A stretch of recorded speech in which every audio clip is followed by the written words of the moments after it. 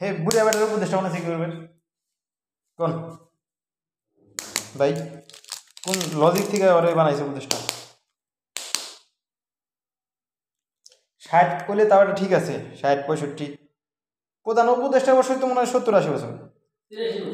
প্রধান উপদেশটা কত হ্যাঁ ইনোসেন্ট হুম আর তো অনেক বয়স মনে হয়